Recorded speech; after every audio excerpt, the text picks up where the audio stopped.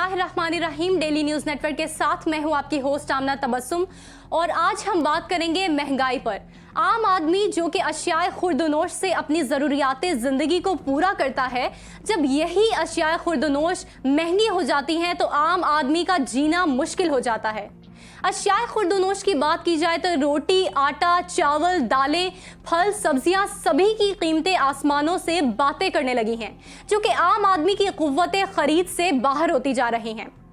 महंगाई की बात की जाए तो इदारा शुमारियात ने हफ्तावार महंगाई के आदादो शुमार जारी कर दिए हैं। इदारा शुमारियात के मुताबिक एक हफ्ते के दौरान ब्रॉयलर मुर्गी 24 रुपये 45 पैसे फी किलो महंगी हो गई है। प्याज 3 रुपये 80 पैसे फी किलो महंगा हुआ, जबकि 2.5 किलो घी का डब्बा 4 रुपये 60 पैसे महंगा हो गया है। इस मुल्क में तकरीबन हर फर्द ही इस हुकूमत से, इनके इक़दामात से और खुसूसन इस महंगाई से सख्त परेशान है।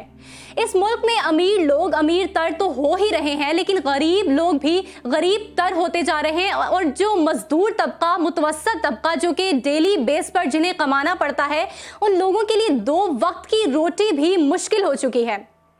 ऐसा नहीं है कि मुल्क तरक्की नहीं कर रहा, मुल्क तरक्की कर रहा है, बिल्कुल कर रहा है, लेकिन चीज़ों की कीमतों में कर रहा है।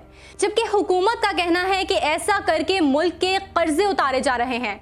मुल्क में गैस नहीं है, कभी आटा नहीं मिल रहा, टमाटर नहीं मिल रहे और कभी चीनी शॉर्ट कर दी जाती है, लेकिन इस सब के बाद भी आपने घबराना नहीं है। जबकि लोग पूछना चाह रहे हैं कि वज़ीर आज़म साहब, अगर आपकी इजाज़त हो तो थोड़ा सा घबरा लें। ये हुकूमत इस मुल्क की लगती ही नहीं है। इस मुल्क से वोट इकट्ठे किए जाते हैं और हमें चीज़ों के आदादो शुमार दूसरे ममालिक के बताए जा रहे हैं। जो कीमतें हमें बताई जाती हैं उस कीमत पर हमें एक भी चीज़ दस्तयाब नहीं है।